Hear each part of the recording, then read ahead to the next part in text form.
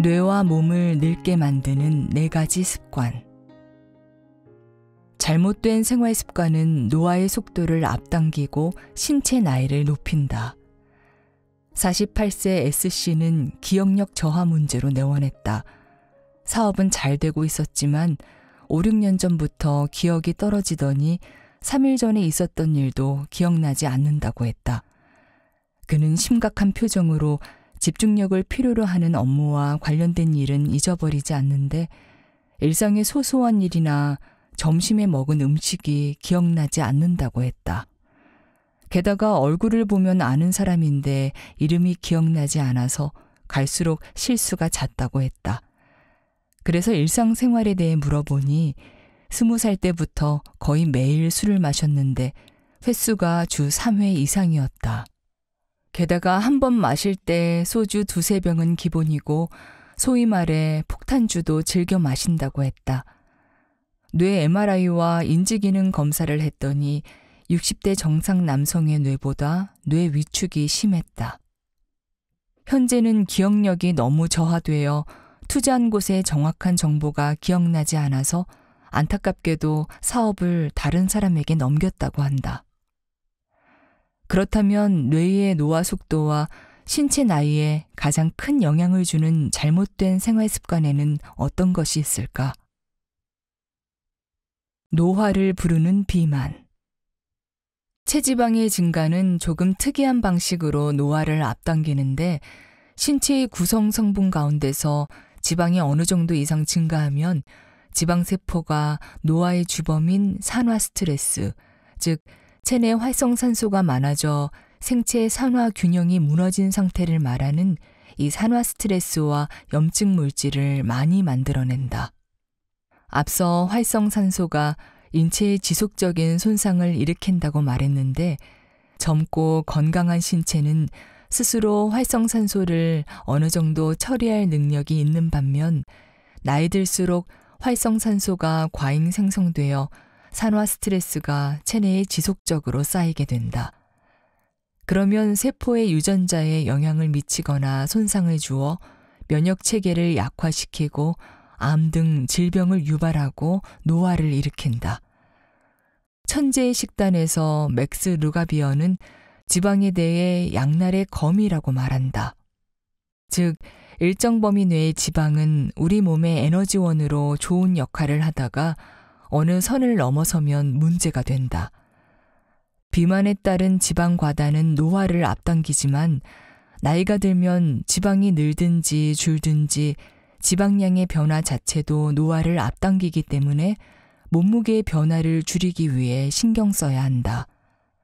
사실 나이 들수록 체중 조절하기가 쉽지 않다 보니 현명하게 체중을 조절하는 방법을 알아야 한다. 나이 들면 근육량이 급격히 줄어드는데 근육은 비만과 지방세포 조절에 중요한 역할을 한다. 예를 들어 BMI, 체질량 지수나 지방, 근육의 분포를 확인할 수 있는 정밀한 체중계를 구입해 관리하는 것이 좋다. 지방은 근육 안에서만 연소되기 때문이다. 같은 양의 지방을 섭취했을 때 근육량이 많은 사람은 지방을 빨리 연소시킬 수 있지만 근육량이 적은 사람은 지방이 연소되지 않고 체지방으로 쌓이게 된다. 그러면 나쁜 콜레스테롤로 알려진 LDL 콜레스테롤과 중성지방이 높아지면서 신체적 문제를 불러온다. 뇌를 작게 만드는 흡연. 흡연하면 몸의 염증과 산화 스트레스가 증가하면서 각 세포의 노화 속도가 빨라진다.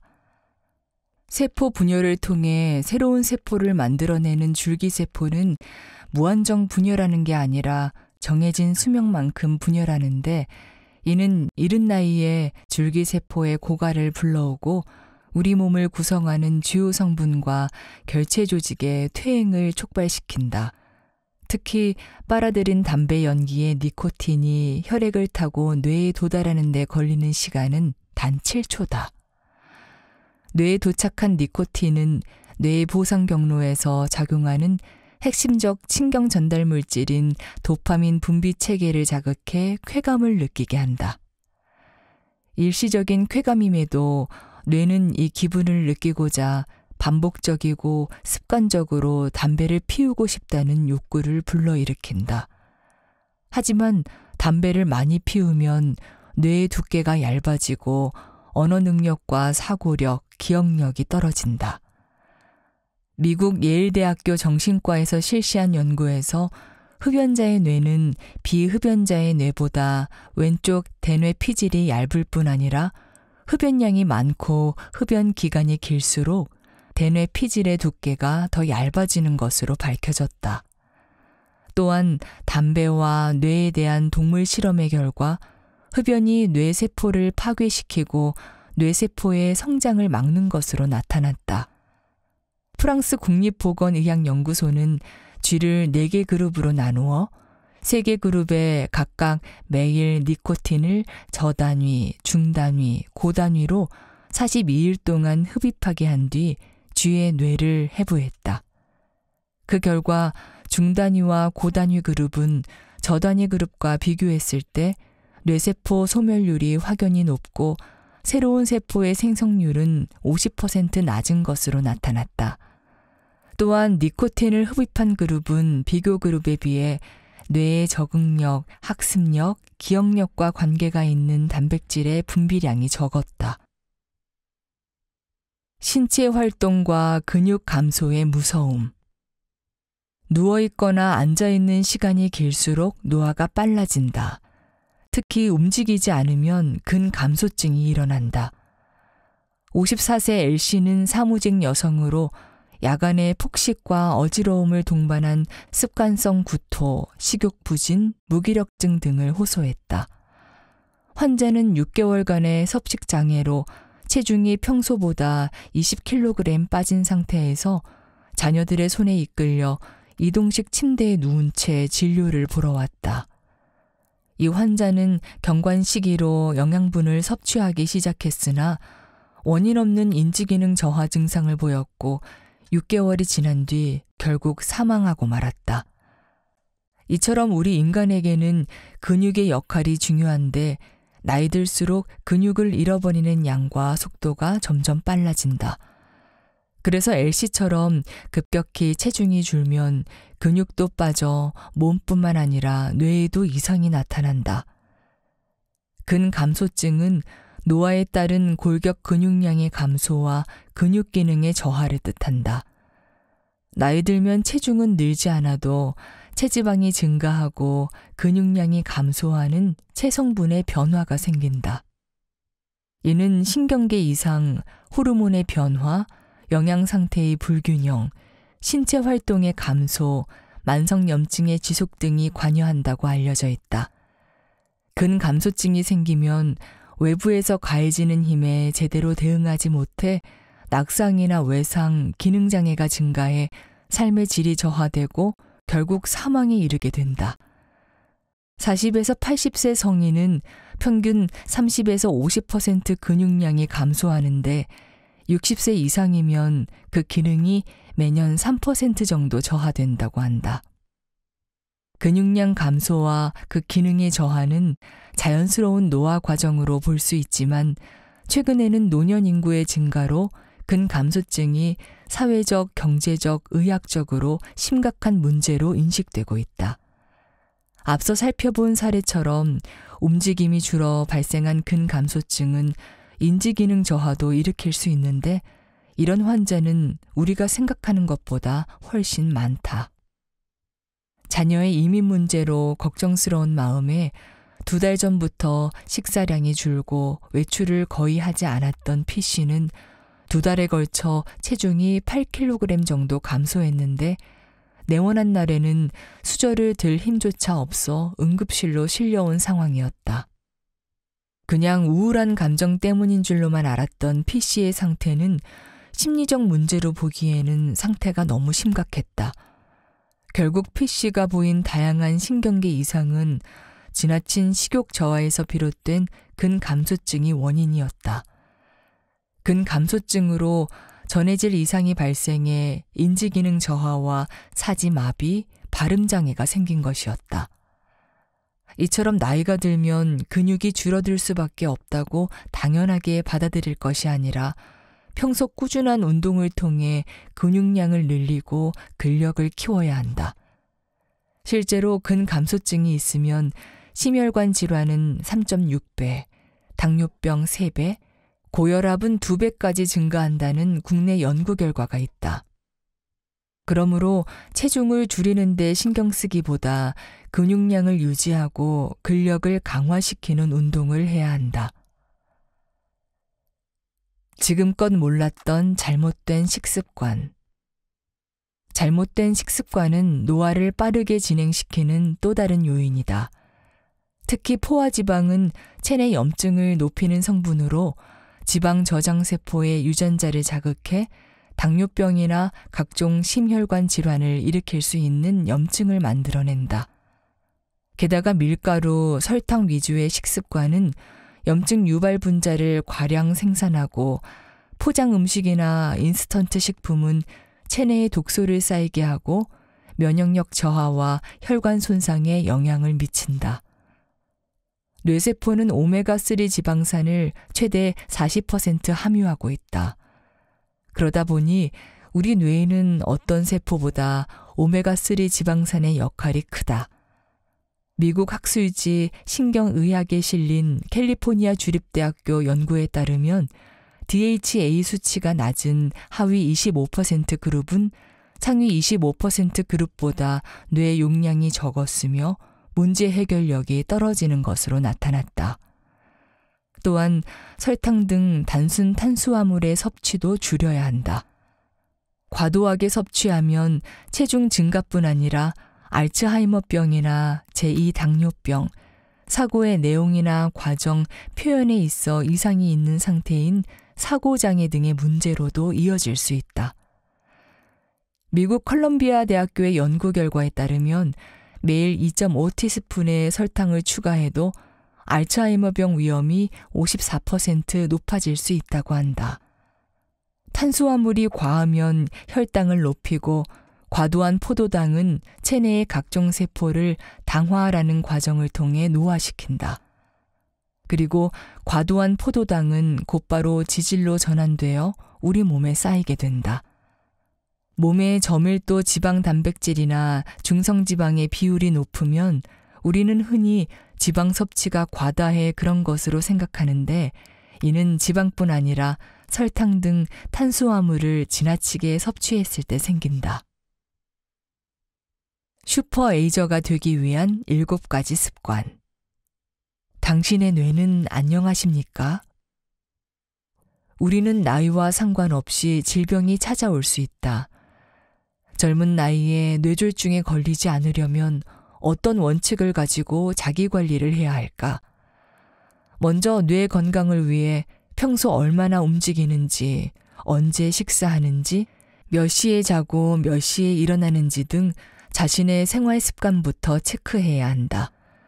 우리는 매일 무의식 중에 습관대로 일어나 움직이고 먹기 때문이다.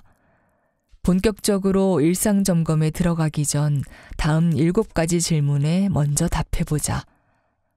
첫 번째, 규칙적인 수면 습관을 유지하는가? 두 번째, 건강에 좋은 영양가 있는 음식을 골고루 섭취하는가? 세 번째, 매일 정해진 시간에 운동하는가? 네 번째, 스트레스를 받는 일이 무엇인지 적고 관리하는가? 다섯 번째, 인지 능력을 강화하기 위해 뭔가 하고 있는가? 여섯 번째, 더 나은 자신이 되기 위한 방법을 찾는가? 일곱 번째, 최적의 생산성을 유지하기 위한 방법을 찾는가? 이들 질문 가운데 예라는 답이 몇 번 나왔는가? 혹시 모든 질문에 아니요라는 부정적인 답을 하지 않았는가? 만약 그렇더라도 절망할 필요는 없다. 인지하기 시작했다는 것 자체가 변화를 위한 첫 걸음이니 말이다. 30일간 하루 일과 분석하기. 뇌의 건강은 현실을 깨닫는 것에서 시작된다. 최적의 컨디션을 위해 일과를 체크해야 하는데 개인적으로는 스마트 반지를 사용해 하루를 비교적 정확하게 평가하고 있다.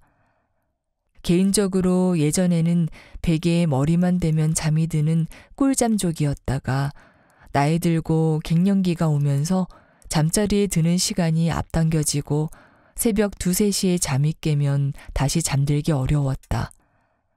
할 일이 산더미인데 새벽에 너무 일찍 일어나면 그날 하루를 어떻게 보내야 할지 걱정됐다.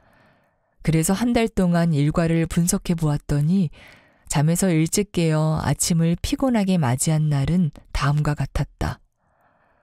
낮에 너무 바빠서 운동할 시간이 없었을 때, 여유 시간이 있어 30분에서 1시간 정도 낮잠을 잤을 때, 저녁에 음주를 포함해 과식했을 때, 커피를 5잔 이상 마셨을 때, 잠이 오지 않는데도 다음날 피곤할까봐 저녁 9시부터 잠자리에 들었을 때, 새벽에 깼는데 잠을 더 자려고 이불을 붙잡고 2, 3시간 그냥 누워 있었을 때, 저녁에 고기류나 기름진 음식을 먹었을 때, 이런 식으로 한 달간 일상을 관찰하는 시간을 가진 뒤 다음과 같은 수면 원칙을 세웠다. 오후 6시에서 8시에 운동을 하되 잠자기 2시간 전에 끝낼 것. 낮잠은 가능하면 15분 이내로 줄일 것. 외식할 때 소량의 음식을 먹을 것. 16시간 간헐적 단식을 하려고 노력하는 중. 커피는 하루 한 잔으로 줄일 것. 잠자는 시간을 10시 30분으로 정하고 가능하면 그 시간에 잠자리에 들 것. 자기 전 30분에서 1시간 정도 독서할 것. 자다가 중간에 깨면 자리에서 일어나 급한 일을 처리하거나 자기 전에 보던 책을 읽을 것. 나만의 원칙을 정하고 난 뒤 이를 지키면서 다시 꿀잠족으로 돌아갈 수 있었다. 우리는 살면서 병원을 찾을 정도는 아니지만 몸이나 마음이 보내는 다양한 불편함을 느끼곤 한다. 물론 의료진의 도움을 받아야 하는 증상도 많다. 하지만 몸이 보내는 작은 신호에 귀 기울이고 그 원인을 자신에게서 찾아보려는 노력을 먼저 권유하고 싶다.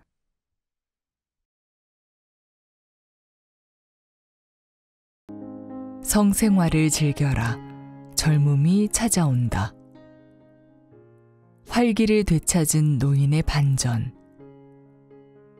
밴쿠버의 80대 이상 요양원에서 일하는 간호사와 직원들은 92세의 한 노인 때문에 곤란을 겪고 있었다.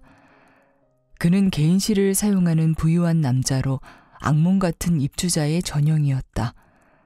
참을성 없고 다루기 힘들고 심술궂고 짜증이 많고 입버릇이 사납고 분노나 불만을 표출하지 않을 때는 심각한 소통불능 상태였다.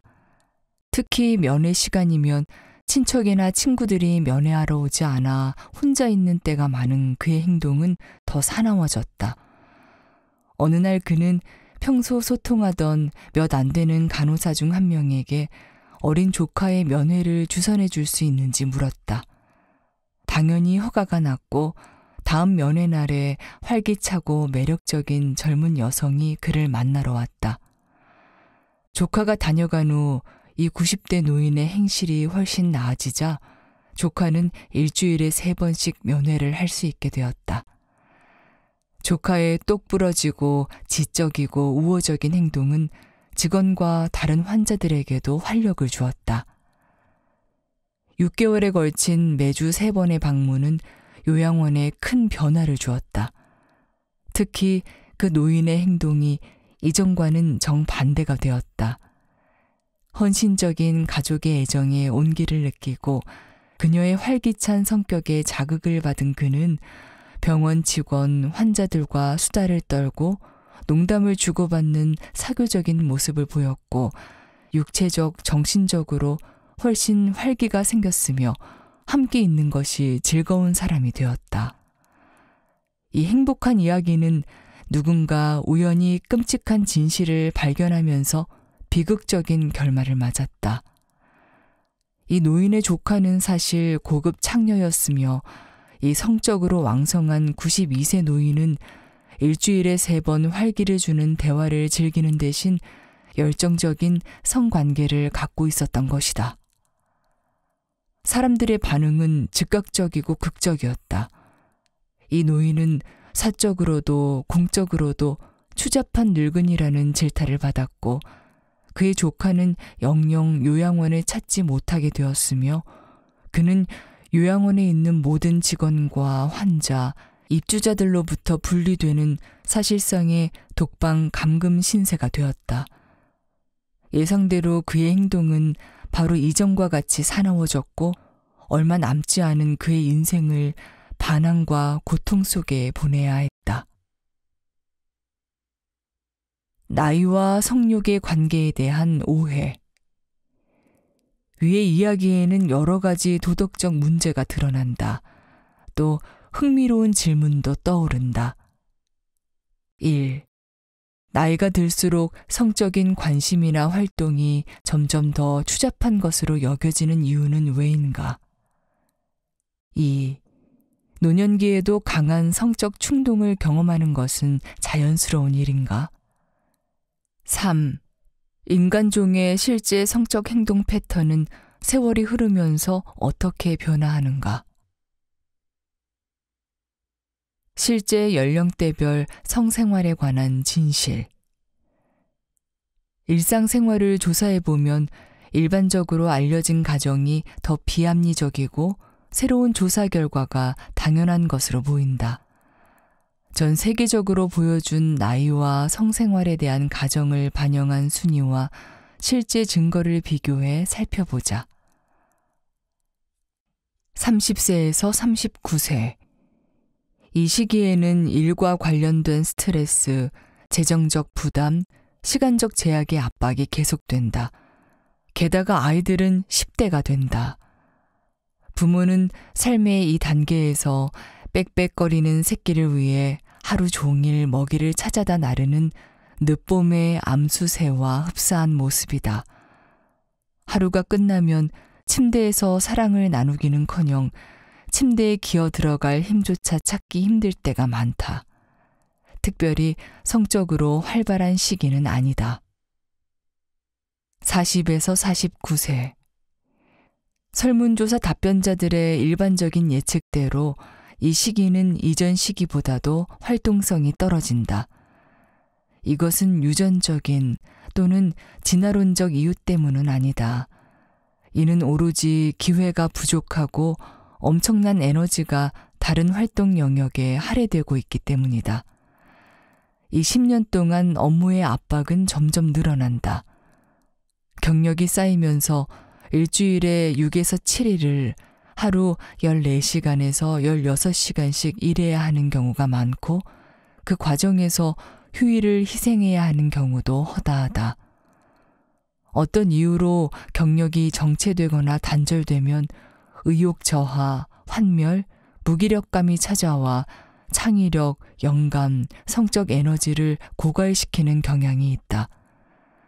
자녀가 상급 학교에 진학해 부모에게 경제적, 정서적 부담을 주거나 거주 비용 부담을 줄이기 위해 부모를 떠나지 않는 경우가 많다. 50에서 59세. 60대는 점차 성적 쇠퇴의 전환점이 되고 있다. 조기 퇴직 제도를 두는 조직이 늘면서 55살에 은퇴하는 것이 드물지 않은 일이 되고 있다. 결승선을 바라보며 에너지를 끌어올리는 달리기 선수처럼 30년 동안 일해온 사람들은 곧 자유를 얻는다는 생각에 기운을 찾는 경우가 많다. 이 나이 즈음에 은퇴를 하면 완전히 새로운 기회의 세계가 펼쳐진다. 다음 이야기는 이 사실을 잘 보여준다. 20대 초반에 결혼한 한 부부는 자녀를 키우느라 혼신의 힘을 다했다. 두 사람 모두 수입을 늘리기 위해 부업을 했다. 그들은 2살 터울로 태어난 4명의 자녀를 키웠다. 자녀 넷 모두 학교를 잘 마치고 대학에 진학했다. 이제 막내는 대학 졸업반이 될 것이고 졸업 후에는 해외로 가 여행을 하고 직장 경험을 쌓을 예정이다. 가족의 둥지에서 떠나는 마지막 여행이라는데 의미를 둔 부모는 아이를 수백 마일 떨어진 대학까지 차로 데려다주고 며칠에 걸쳐 여유롭게 집으로 돌아왔다. 주차장 진입로에 들어서자 아내는 남편을 향해 활짝 웃으며 이렇게 말했다. 신혼집에 온 걸 환영해요, 여보. 상상력을 발휘하면 그 마법 같은 순간과 이후 두 사람의 성생활을 더 자세히 그려볼 수 있을 것이다. 60에서 69세. 새로운 1위. 60대가 성생활이 활발한 연령대 1위를 차지한 것은 현대사회에서 이 시기에 많은 사람이 여전히 신체적으로나 정신적으로 건강하고 부유하고 호기심이 많고 두 번째 어린 시절로 돌아갈 준비가 되어 있기 때문이다. 이를 명확하게 확인해주는 한 사례가 있다. 60대 초반에 남편이 사망한 어느 영국 여성의 이야기다. 몇 년 동안 슬픔 속에서 보낸 이 여성은 자녀들에게 남자친구를 찾기 시작해도 괜찮을지 물었다. 그녀는 자녀들의 아버지가 자신이 아는 유일한 남자였고 이제는 자신도 요즘의 젊은 여성들처럼 성생활을 진지하게 탐구하고 싶다고 설명했다. 자녀들은 좋은 생각이라는데 동의했지만 어떤 놀라운 이야기가 뒤따를지는 미처 알지 못했다. 이후 3년 동안 이 여성은 50세의 헝가리인, 33세의 이탈리아인, 62세의 영국인, 24세의 미식축구 선수를 비롯한 다양한 남성과 만나 연애를 했다. 최근에 새로 사귄 남자친구를 집에 데려와 가족들에게 소개했을 때는 역할이 뒤바뀌어서 사람들 앞에서 사랑을 속삭이고 껴안고 애무하는 어머니와 남자친구를 자녀들이 훈계하는 상황이 펼쳐졌다. 이 시기에는 평생의 꿈을 추구할 수 있는 기회가 늘어나고 가정을 함께 꾸려온 사람과 마침내 친밀한 관계를 탐색하는 일이 가능해진다. 이와 달리 새로운 연인과 관계를 맺을 기회가 생기는 경우라면 수많은 탐색의 길이 열린다. 이 점을 잘 보여주는 재미있는 이야기가 있다.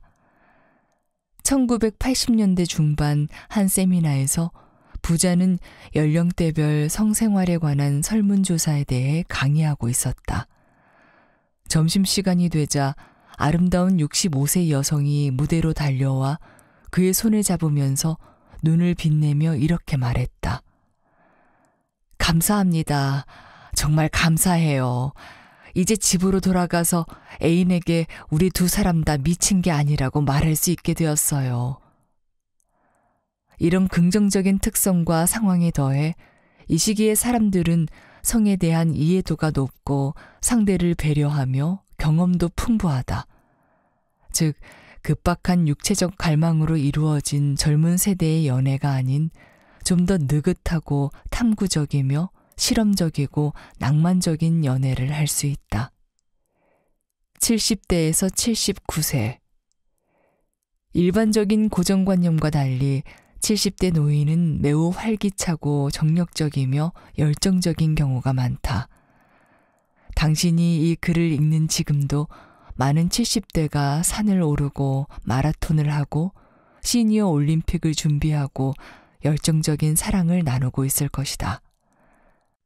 그들은 풍부한 경험을 쌓았을 뿐 아니라 많은 자본도 축적했다. 오늘날 경제학자들은 70세 이상의 사람들이 전 세계 부의 70% 이상을 소유하고 있는 것으로 추정한다. 지속되는 육체적, 정신적 활력과 마음껏 쓸 수 있는 막대한 자원이 있으면서 성적 에너지가 넘치는 이 나이대의 사람들은 여전히 활동적이다. 80세에서 89세. 이 연령대에 대해 이루어진 연구는 거의 없다. 그러나 초기 보고는 70대에서 80대로 넘어가도 성욕이나 성적 활동에는 큰 변화가 생기지 않는다는 것을 보여준다. 예를 들어 미국 영화배우이자 희곡 작가인 메이 웨스트는 노년기 내내 사그라들지 않은 성욕을 충족시키기 위해 많은 남자를 만났다. 그녀는 애인들이 자신을 건강하고 행복하게 만들며 자극과 만족감을 주었다면서 유일한 불만은 젊은 애인들이 체력이 약하다는 것이라고 말했다. 독자들이 탐구의 기회가 무르익은 이 분야를 조사해 보기를 권한다. 90에서 100세. 이 장의 첫 이야기처럼 성적인 영역에서 여전히 대단히 활발한 90세 노인들의 이야기가 많이 존재한다. 스페인의 위대한 화가 파블로 피카소는 80대와 90대 내내 젊은 애인을 찾아 작업실 주변을 돌아다녔던 것으로 유명하다. 인간의 정신과 성적 욕구라는 두 개의 불꽃은 일생 동안 나란히 밝게 타오르며 낭만적 성향은 실제로 나이가 들면서 더 강해지는 것처럼 보인다. 우리 자신 안에서 그리고 다른 사람 안에서 이 세 가지를 키우고 보살피는 것은 나이에 관계없이 누구에게나 중요한 일이다. 이렇게 증거가 명백한데도 세상에 그런 끔찍하게 잘못된 인식이 존재하는 이유는 무엇일까? 그 답은 대부분의 현대 국가가 사람의 육체는 왠지 불결하고 섹스는 음란하며 아이를 낳고 나면 성기능은 끝난 것이란 잘못된 믿음으로 아이들을 키웠다는 사실에 있다. 슬픈 아이러니는 아이들이 부모를 무성애자로 여기며 성장한다는 것이다. 그들은 자신을 세상에 존재하게 한 바로 그 활동에 부모가 참여했다는 것을 상상하지 못한다. 이런 믿음은 자기 강화적인 성격을 가지며 자기 충족적 예언이 되어 세대에서 세대로 이어지고 확고히 자리를 잡는다. 사랑의 행위가 뇌에 영양분을 준다고? 일생 동안 성생활을 지속하는 것의 중요성을 지지하는 증거가 뇌와 영양 분야 연구에서 나오고 있다. 우선 뇌는 생존을 위해 5가지 필수 영양소를 필요로 한다. 1. 산소 2. 음식 3. 물 4. 정보 5. 사랑. 뇌가 기능하기 위해 산소, 음식, 물이 필요하다는 것은 누구나 알고 있다. 하지만 나이가 들어가는 동안 건강하고 활동적인 두뇌를 유지하는데 정보와 사랑 역시 필수적이라는 것은 깨닫지 못하는 경우가 많다. 이런 필수 요소들이 없으면 뇌는 기능이 떨어지고 멎어버린다. 간단한 사고 실험만으로 사랑의 중요성을 납득시킬 수 있다. 사랑하는 사람이 몇 마디의 잘 선택된 효과적인 말로 당신을 사랑하지 않을 뿐 아니라 당신이란 존재에 완전히 무관심하다는 것을 납득시킬 때 당신이 신체적으로 얼마나 파괴적인 영향을 경험할지 생각해보라. 뇌는 사랑과 함께 신체적 접촉, 애무를 필요로 한다. 운동은 몸과 정신을 개선하고 성욕을 높인다.